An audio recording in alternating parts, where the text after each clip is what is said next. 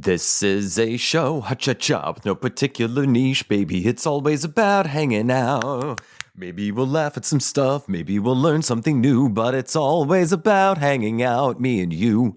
Hi, hello, and welcome back, or welcome for the first time ever to That Thing with James, a podcast about nothing in particular, hosted by me, James, also known as Jian Hong Huigu. Jian Hong Huigu. Yeah, I have a Chinese name now, so I've got like two different names, although one's got a little more meaning than the other. Like Butch said in Pulp Fiction, I'm American, baby. My name don't mean shit. I think that's what he says. Yeah, so I have a Chinese name now, also. It's not taking over my natural name, James, but why do I have a Chinese name? Well, I'm going to get to that. As usual, this podcast is about nothing in particular, so I just pick and choose whatever comes to mind. And what comes to mind is all sorts of stuff that has happened in the 2 weeks that have passed since the release of the previous episode free episode 200. Yeah, it's been 2 weeks. I don't make enough money off this to do it once a week. I did do it. I used to do this once a week, and I got really burned out doing it. So once every other week seems to be pretty good here. And as usual, this is not scripted. I don't even have an outline for this. We're just, we're going to go stream of consciousness, beat poet style, all right? I wish I had a standing bass so I could take the player for a walk and then tell them how much I appreciate them for standing in with a standing bass for this wee little podcast, this little known podcast. And thank you for watching. Thank you for being one of the few people who watches and or listens to it. That makes me feel good. Thank you. And also, thank you to my patrons. You guys rock. And if anyone who's not a patron, who is currently watching and or listening, if you would like to become a patron, let me tell you, it will give you access to over 100 bonus episodes. Yes, after I'm done recording this episode right here, I'm going to record bonus episode, I believe it is 112. That's a lot of bonus episodes that you can get for $5. You'll get 30 days of access for $5 at patreon.com/thatthingwithjames. Once again, patreon.com/thatthingwithjames. Help support the show and get a whole lot of this show in return. And if you want to explore the other tiers, there are other perks I offer. What else? That link and the links to my socials will be in the episode description. And if you're watching this on YouTube right now, at the bottom of the screen, I have what is called a Chiron. Yes, I always love that word. I love it so much I always repeat it twice. Chiron. Oh my God, it sounds so good. Let's hear it a third time. Chiron. Except this time, there's one link that will be missing from the Chiron, and that is the link to TikTok, because some weird shit went down, which is part of what I'm going to talk about in today's episode. So instead of TikTok appearing in the Chiron, you will instead see my username for Xiaohongshu. I don't know if I pronounced that right. Here in the States, if you look it up in app stores for your phone, it'll be listed as Red Note, R-E-D Note. But the Chinese name for it, I don't know if I'm pronouncing it right. Xiaohongshu. I think that's what it's called, like Little Red Book, something like that. Although I've seen some people call it Little Red Potato. Anyway, yeah, a lot of shit has happened over the past 2 weeks, and I'm just gonna lay it all out as it comes to mind after this quick water break. You should drink some water too. I'll be right back. I forget how long I've been doing this podcast. I know I had a year off when I lost my home, but that aside, since I'm still doing it, we're going to include the year that I went dark with the show. We're including that year in this number. I think I've been doing this show for 6 years now. Has it been 6 years? Or perhaps 5 years? Or another way to look at it is I've done altogether the free episodes and the bonus episodes I've done over 300 episodes of this show. And I still sometimes get nervous when I hit record. It's just me with the microphone and the camera and my computer and my modest recording setup in my living room. For lights, I have 3 lamps and then one behind me for a background light to help separate me from the background. Some good little stage lighting design, something I learned in theater and in filming stuff. But I still get nervous when it comes time to do this. Not every single time. Sometimes I'm just, woohoo, let's jump into it. Let's go. Right now, though, I must admit I feel nervous. That would be, I question the quality of this show. And it's really hard to tell. It's really hard to do by yourself when you don't have anyone to riff with. It's a lot easier when you have like at least one other person to bounce things off of. And I don't have that. So I'm carrying this all myself, a bit like Sisyphus. I'm pushing a boulder up a hill. And I can't tell, well, maybe that's the wrong analogy. Forget the Sisyphus analogy. I don't know if this show is any good. I don't know if it's worth your time, really. That's what it is. I don't know if this show is worth your time. But also, that's not for me to judge. That's for you to figure out if you find this show valuable in any way. Entertainment, you might like the sound of my voice. I sure like the sound of my voice. That's why I've got a podcast. I've got a good voice. I acknowledge that. I know this. But here I am. I don't know if this show is worth listening or watching to, but I'm still doing it. Just because I feel compelled to do so. There are many things in life I don't have a reason that I can like break down into rationale why I do them, as long as it's not hurting anybody, as long as it's not exploiting anybody. I don't think it's wrong to feel compelled to do things that I don't have a rational explanation for. I just, it's just in my nature to do it, I guess. As it is also my nature to be curious. Curious enough to wander onto a mobile app, a social media platform that I just discovered. Curious enough to just sort of work my way through a system setup that is written in a language that I don't know. That's Chinese.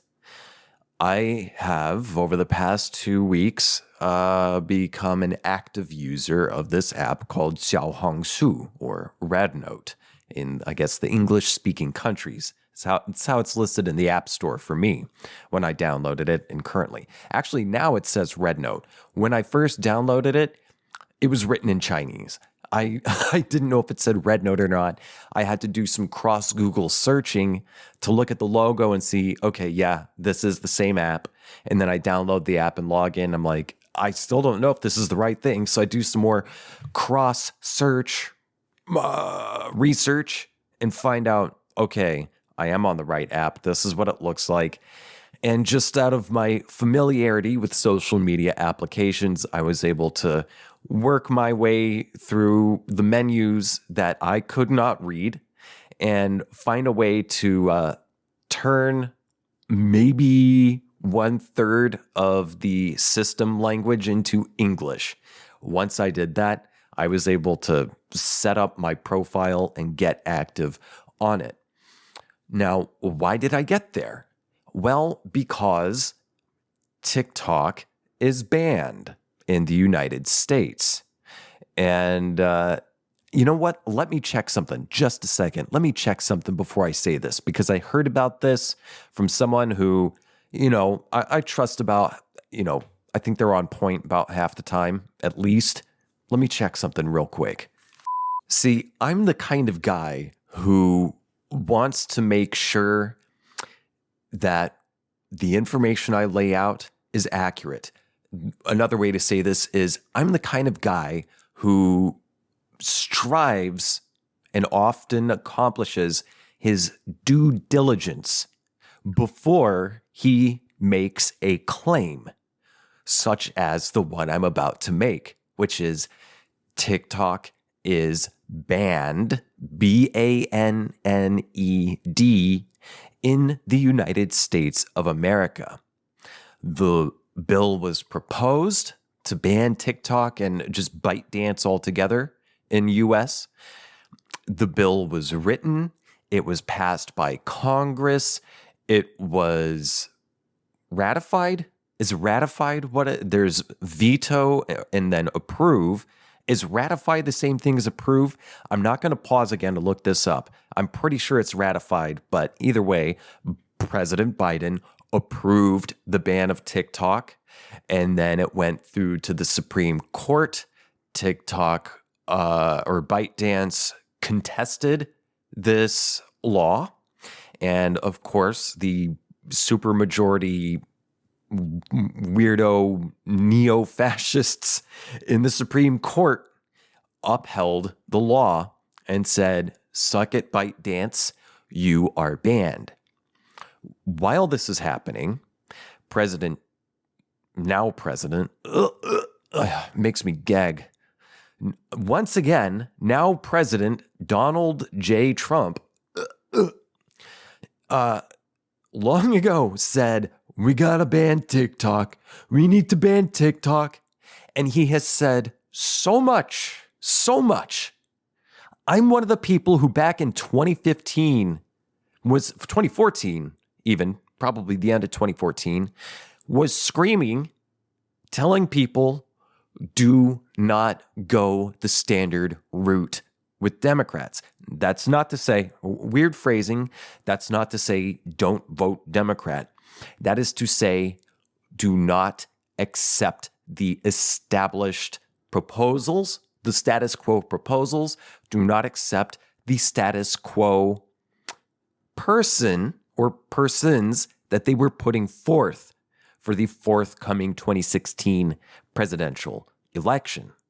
Because I and lots of other people like me were screaming, if you do that, then Donald Trump will become president. And there was so much hate toward me and many others. Lots of my friends, lots of people I knew received so much vitriol. We were called horrible things, sexists, the actual Nazis, that sort of thing. And by the way, I just remembered, side note, branch off. Last week, I got an email from Google, who owns YouTube, which this show is on YouTube, the video portion is, informing me that an episode I published, I think 6 years ago, an episode I published about 6 years ago was removed because it claimed that the things I said in the video was spreading hate speech and this is what it said, supremacy. It didn't say white supremacy. It didn't say even racial supremacy. All it said was supremacy. So if I say like Batman is my favorite superhero, does that mean it's supremacy? This is why I'm not knocking whatever. Hold on, pause, rewind. If I say Batman is my favorite superhero, then that would mean to me Batman is supreme. He's on top out of all the other superheroes, okay? If you just say supremacy, then that could apply to something as dumb as that. So if you're going to say we're removing this because of certain type of supremacy, at least say the word racial or ethnic supremacy. Irony of ironies, though, that episode was about how am I even able to say it anymore? Censorship, Nazis, those guys, the Third Reich, who did the same kind of salute that Elon Musk did, not once, but twice at, once again, now President Donald J. Trump's inauguration. Elon Musk did a certain type of salute where if you look back in history books, especially from like around the Germany area, about from the years 1930, well, let's say 36 up to like 45, you will see this sort of salute and a lot of pictures from that area in that era. The same kind of salute that Musk did at the inauguration. And then once again, so many people like myself were like, we were trying to tell you guys, this is what he is.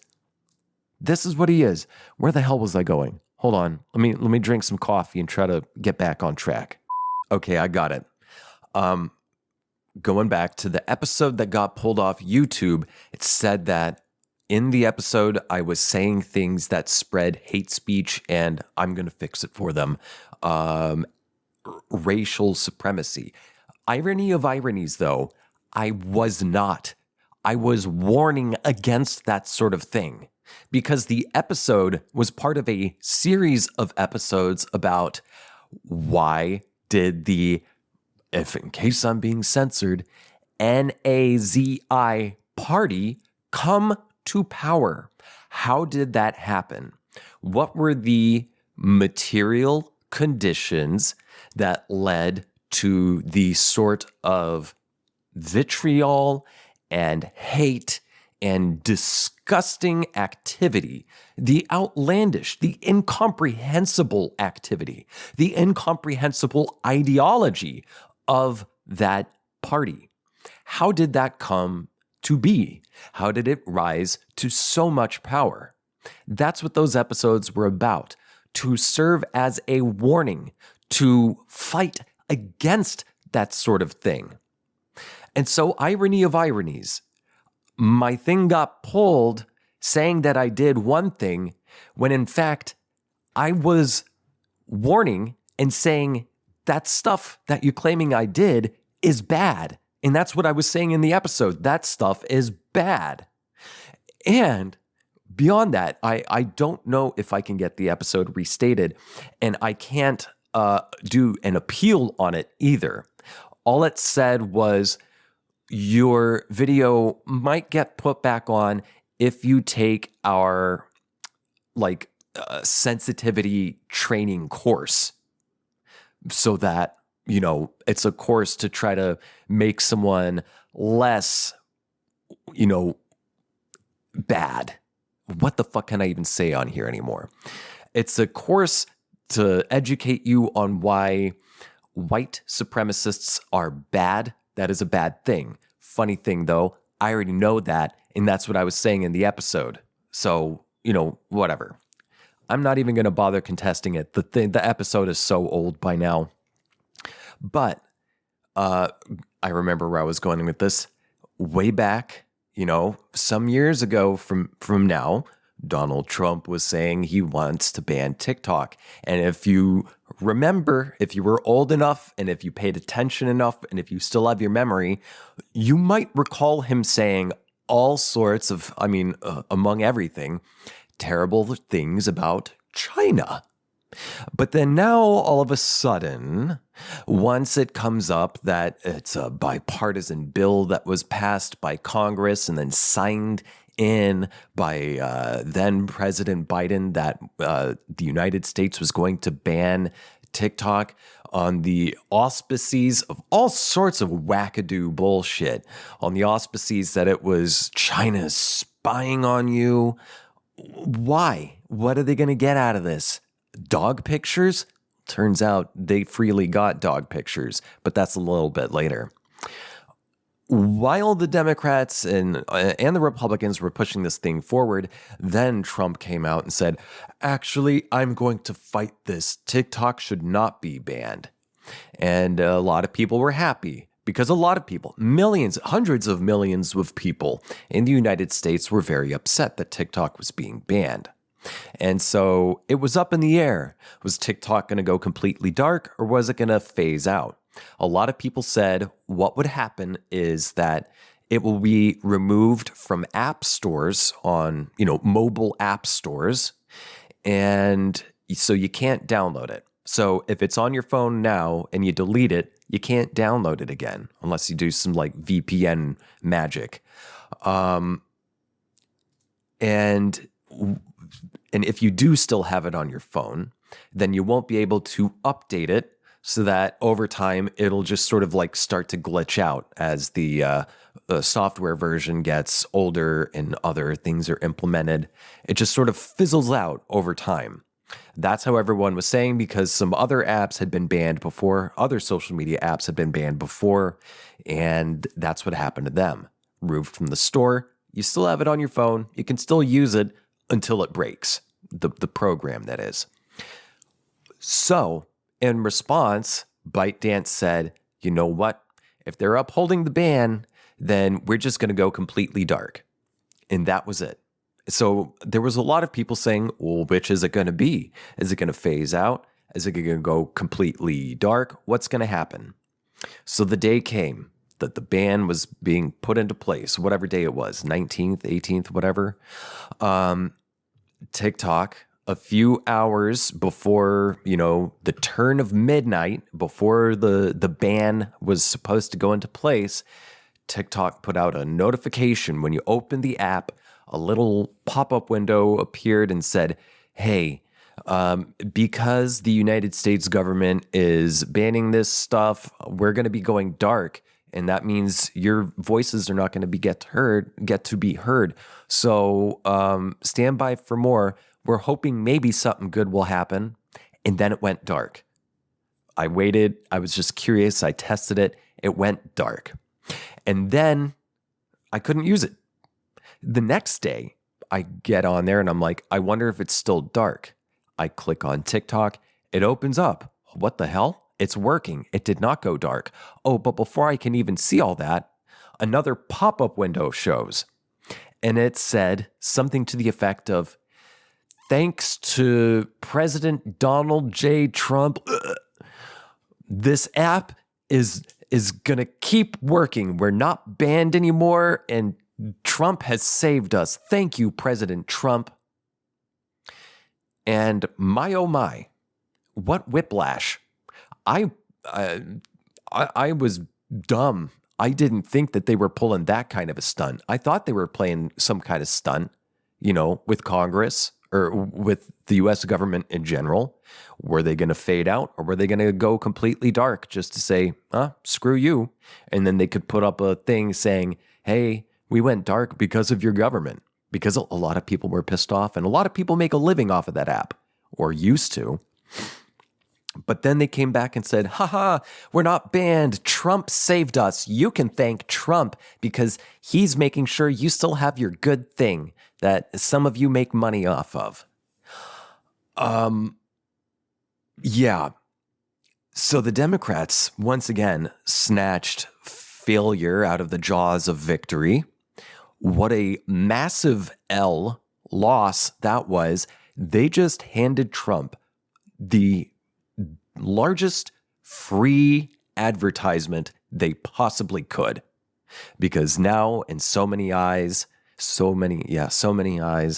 people saying, we still have this because of Trump, because he did a good thing. This is a massive L for the Democrats. And also curious, the Shu, whatever, like the CEO guy of TikTok, he was, when it came back on, people noticed that he was reposting Charlie Kirk, who's a alt-right weirdo, and a lot of people felt deceived, hoodwinked, fooled. Oh my God, we didn't know Shu was MAGA. We didn't know he was gonna bend down and kiss the boot. We didn't expect that, but he did, and there it is. So I've not been back on there. I've not been on Twitter or X, barely ever on Facebook or Instagram, but I have been on Xiaohongshu, where I have met the most kind people I have ever met on any social media app. And I'm going to get into that after another little break here. Be right back. Now, if you grew up in the United States, you likely have heard your entire life all sorts of things about China. And you may have heard some pretty bad things about it. And it turns out that's a load of bullshit. It's a load of bullshit. It's just Red Scare propaganda. Yeah, so in the final days of TikTok, before it really went fucking weird, and also after it came back up, it has been so weird. It's just another alt-right pipeline. It kind of that's what it feels like it's going to turn into. I've seen this play before. I kind of know where that sort of thing heads. Money has its particular interests. And they just kind of go down the same route every time, take the same steps. Yeah, it's no bueno. But in the final hours, I was seeing a lot of people in the comments and even some videos on TikTok saying, download RedNote, get on RedNote. What's RedNote? Well, it's a Chinese social media app based in China. And it's, a lot of people were saying, it's the Chinese TikTok, but no, it's not. It's not the Chinese TikTok. That one is called Douyin, something like that. Pronunciations are hard. Douyin. I don't know how I'm pronouncing it right. That's the Chinese TikTok, and that one is also owned by ByteDance. So you can't download it because, well, ByteDance has been banned in the US. Unless I'm mistaken, I may have heard wrong, but I'm pretty sure Douyin is owned by ByteDance. But RedNote is not. It's its own separate thing, separate company, but this one's based in China. It's even more Chinese than TikTok. And one of the weird reasons that Congress and even the Supreme Court had is that, China's going to steal your data. They're spying on you and they're stealing your data. Well, here's the thing. As an American citizen, we are already primed to having our data stolen because Congress has thus far refused to put forth any kind of restrictions about data theft and data usage. Unlike Europe, unlike many, many other countries, in America, our data is just up for grabs. Doesn't matter anything. You download an app, they can get access to your, as long as you agree to certain terms and conditions. Hell, an application can get the biometric data from your biometer app, your heart rate, all that stuff.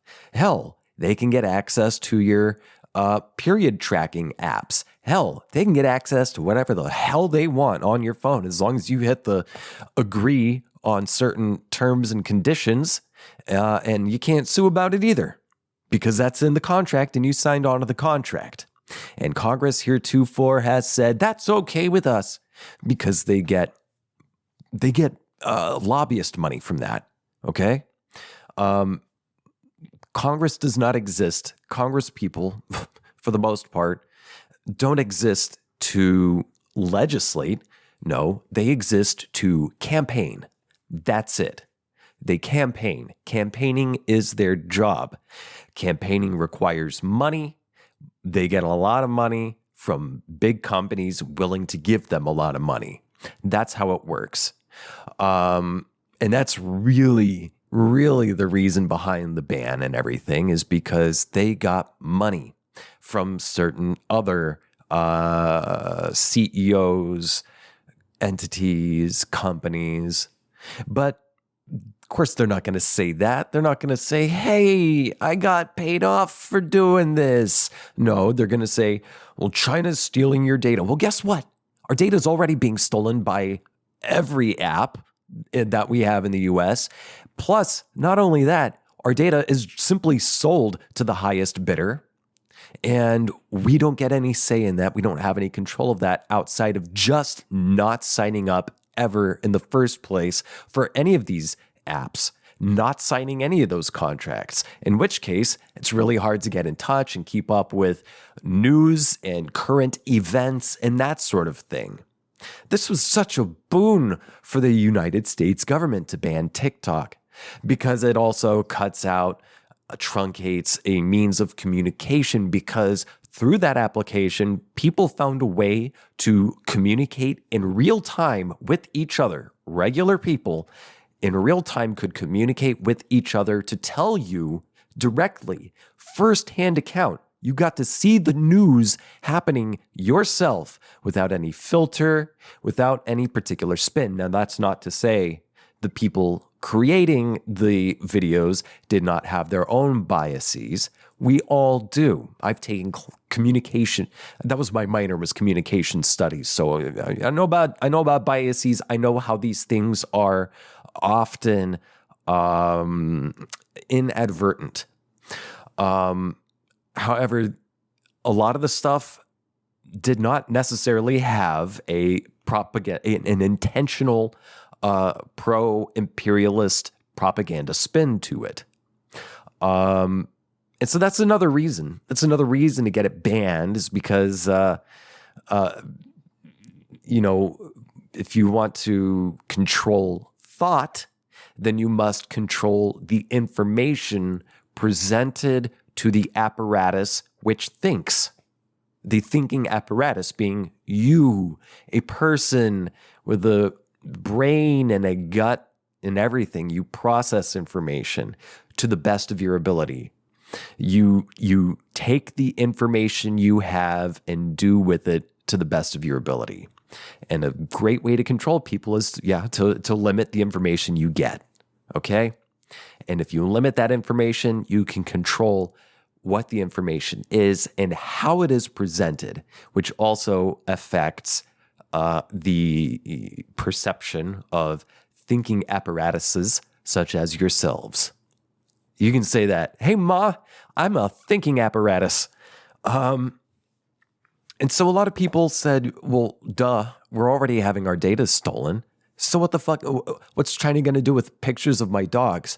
Well, apparently they're going to charge you a tax, because on Xiaohongshu, which is not TikTok, although it does have a very similar video function like that, but it's more so like sort of like a combination of sort of like TikTok, Instagram, and Pinterest. And the original intent, and for a long time, the use was a lot of just like travel information and tutorials and stuff like that.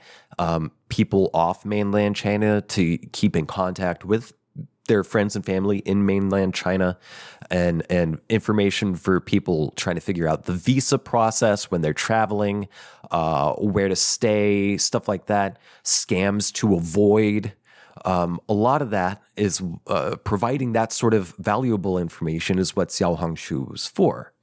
But when I got on there, and I was I was part of the vanguard of Americans getting on there here during this recent wave. I got on there and I saw a little bit of that, but I mostly got shit posts. And let me tell you, China's got shit posting game. I've done episodes on shit posting on this podcast, and if you've been watching and listening to this show for a while, you know I love shit posts. Or if you didn't, now you do. I love shit posts. It's the modern Dadaist art. It's modern Dadaism. Shit posting is fantastic. It is of artistic merit, and I will die on that hill. And oh my God, the shit posts, I couldn't read anything. It was all in Mandarin. I downloaded a translator app on my phone, which has been helping me out a lot. But it's also been helpful that so many Chinese citizens or netizens, this isn't like internet, it's a new word to me, they learn English in school, like starting quite young. So a lot of them have a pretty damn good to extremely fluent, better than native English speakers handle on the language, which is another thing. Like I'm often embarrassed. I feel embarrassed to be an American. In one such way is because of education and how behind it is compared to the rest of the world. It's pitiful.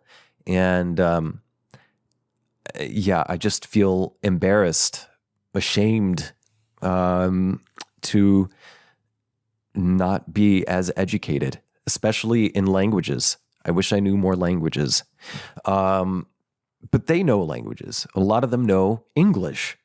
And the shit posts were fantastic. I mean, they were of higher quality than those I get a lot of the times from the American end. Because a lot of the stuff, some stuff's new, but it gets kind of stale. Xiaohongshu was like, oh my God, this is a whole new realm of shitposting. And a lot of it was familiar. They've got the same memes. They really, when I got on there, they really liked the plankton, the groaning plankton. Oh, that one. They love Family Guy. Oh my God, they go wild for Family Guy.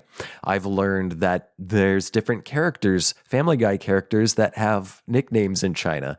I saw some people referring to Stewie as Dumpling God, because his head is shaped like a dumpling.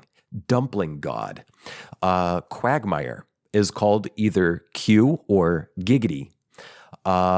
There's even fan art. There are people making comic books, like fan art comic books of this tryst between Lois and Quagmire. Like they're going off to meet at a bar and they're drawn very sexy and everything. I mean, it's like a real steamy kind of, sex drama noir kind of a thing going on.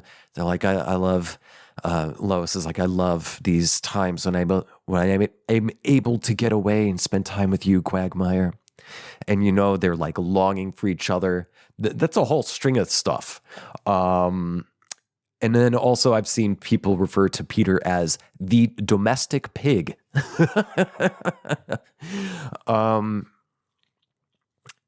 And I've learned so much. And so much of what I've learned is that a lot of the stuff, and this is kind of how I suspected it, a lot of the stuff that we hear in the US, a lot of the propaganda we hear about what life is like in China is complete bullshit. Now, there are differences, of course. Major differences. But it's not like they're all spying on each other. Oh my God, this episode's going kind of long. I think I'm going to have to talk about this in the bonus episode. Holy shit. Yeah, I think I'll talk more about my Red Note experience in the bonus episode. Sorry for the short cutoff, but man, I'm running out of time here. Thanks for tuning in. If you want to catch the bonus episode, become a patron at patreon.com/ThatThingWithJames. And once again, to those of you who are already patrons, thank you so much. I hope you stick around for the bonus episode because I'm excited to share what I've learned. But either way, hope to see you next time. Bye.